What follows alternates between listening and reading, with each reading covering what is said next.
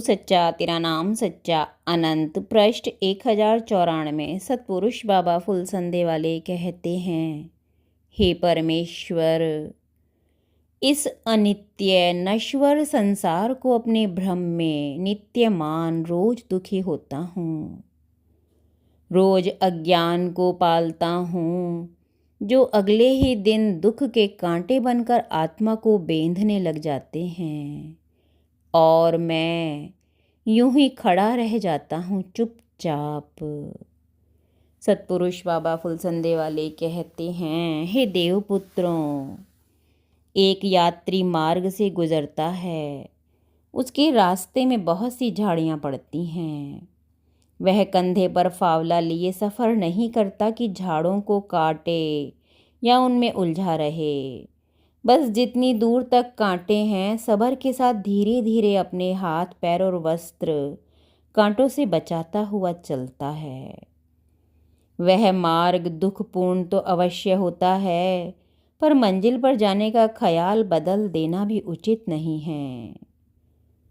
जब सफ़र पर चलें तो तकलीफ़ें तो आवेंगी ही, और ध्यान रहे कि उन झाड़ों में भी देवता निवास करते हैं।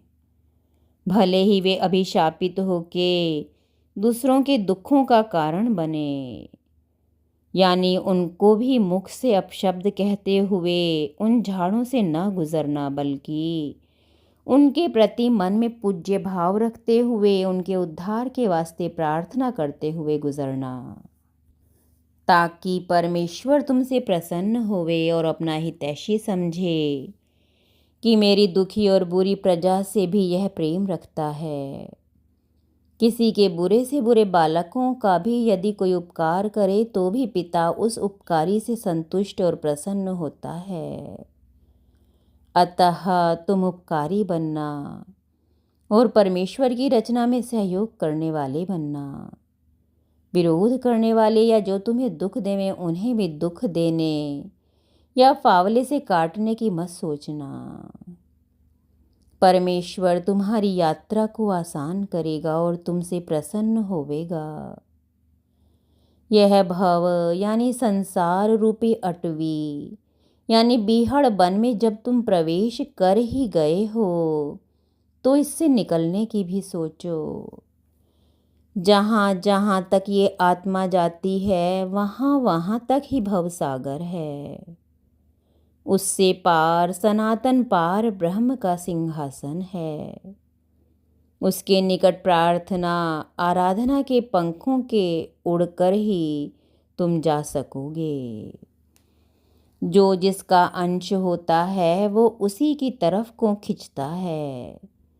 जैसे पृथ्वी सूर्य की परिक्रमा करती है, आत्मा परमात्मा की तरफ खिंचती है। आकाश से गिरा जल नदी तालाब जमीन के भीतर के जल में, समुद्र में या बादल में जा मिलता है। ऐसे ही भक्त जनों में कुदरत की चमक और भक्ति मिलती है, तथा जो शैतान के गुमास्ते हैं उनमें दुष्टता पाई जाती है, और वे दुष्टता में ही जीवन भर निवास करते हैं। एक तू सच्चा तेरा नाम सच्चा।